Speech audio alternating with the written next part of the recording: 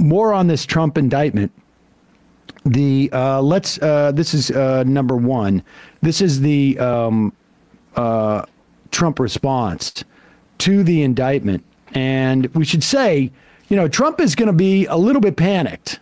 The judge who was assigned to this election fraud case is basically one of the toughest punishers of rioters who stormed the U.S. Capitol.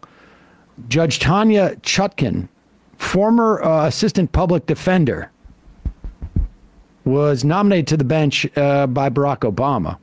And she has handed down prison sentences on the January 6th riot cases that are harsher than the Justice Department prosecutors recommended. Some people take this thing pretty serious. Chutkan has sentenced at least 38 people convicted of Capitol riot-related crimes. All 38 received prison terms ranging from 10 days to over 5 years. This is according to the AP.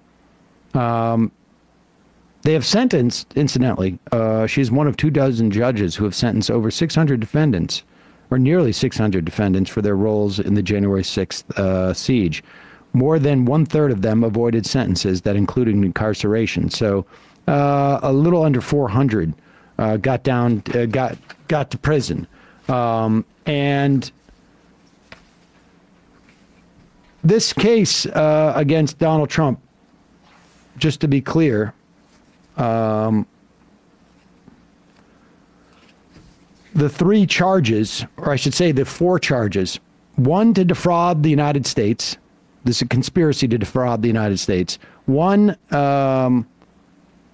to obstruct an official government proceeding. That's the certification of the Electoral College vote. A 3rd, to deprive people of a civil right, the right to have their votes counted. This is like an old KKK law, actually. And then a 4th count of obstructing or attempting to obstruct an official proceeding. That would have been the what was going on in Congress. A couple of other highlights.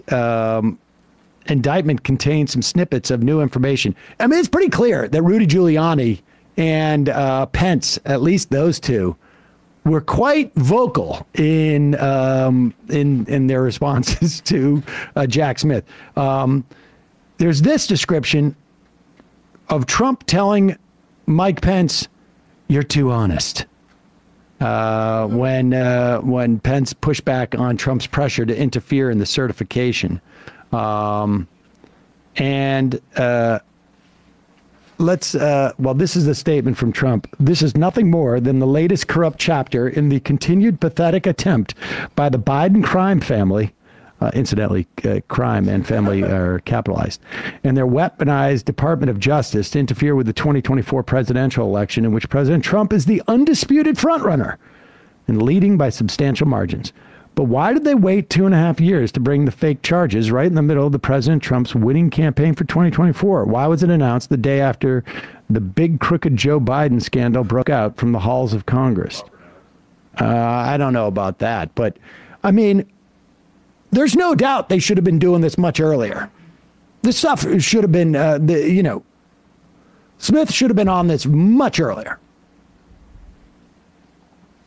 Merrick Garland did drag his feet.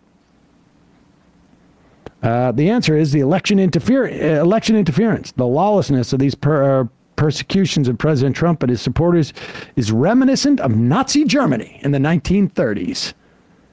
Also, the former Soviet Union and other authoritarian dictatorial regimes. Trump has always followed the law and the Constitution with advice from many highly accomplished attorneys. I guess he's talking about Rudy Giuliani, who did some talking. These un-American well, you know the rest of it. Do we really don't need to? Could have an AI do it at this point. Actually, I wonder if it wasn't the case.